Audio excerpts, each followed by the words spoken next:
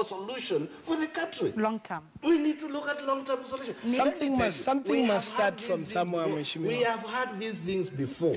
And Kenyans will be treated into these issues. I have no problem with the handshake. They shook hands. It's a good thing to do. And I wish tomorrow somebody else could also shake hands with me. I have no problem with that. Allow me say this. Where is it taking us? Yes, is it long-lived or is it short-lived? It was a necessary thing to do because that's how Kenyans are thinking. Let's hear from Nick. Mheshimiwa, you know, the fact is, even as you're seated here, Kenyans, we are very suspicious of politicians. And I'm not surprised that you're also suspicious. It is the character of politicians to be suspicious of the other. But we cannot continuously cry of something. What happened was bad. I mean, this country was it was on the edge. It was on a standstill. Yeah, it was on a standstill. What Mheshimiwa Raila Odinga did was to extend the olive branch. The fact is there were issues with the election.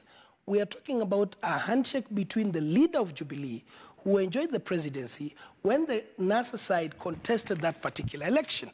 And here they are, they say, okay, fine. In as much as we believe there were issues, we are willing to, you've talked about putting the stones down. They put their stones down and said, for the sake of the country, let's do this. Me, I'm telling Kenyans, including yourself, if you believe you're a better presidential candidate in 2022, then present yourself and you can actually, Raila's never won an election in this country. Or rather, he has won an election and never become a president. But he's still with us.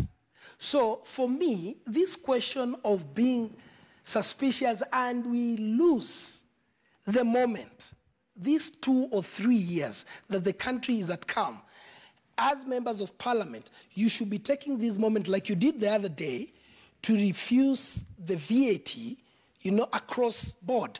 And many other issues. I've just come in hearing you talking about legislation and policies on the traffic rules. Right. Let us continue doing that. We will deal with the Raila presidency when the time comes. All right. And if you cannot stop him now, I mean, why would we be complaining of somebody who was a following? Gentlemen, and we need to move on. That's a fantastic note to leave it on. On page 9 of the Daily Nation this morning, the deal that got Kassaine out.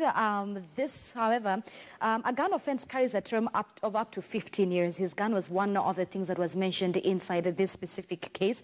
But if he plays his cards right, as the newspaper says, he will not see the inside of the prison. Nick, you're a lawyer. How easy is it for a Kenyan to get a gun? I'm sure it's not as easy as in America. You just don't walk into a store and buy a gun. But generally, how easy is it for a Kenyan to acquire a personal gun? Of course, here you've presented a circumstance that has got a duality. One is the legal one, and the other one is the illegal one.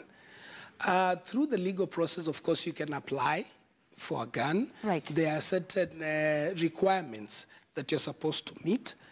Then you be taken through a certain process. There's a very thorough vetting process that you have to go through. Then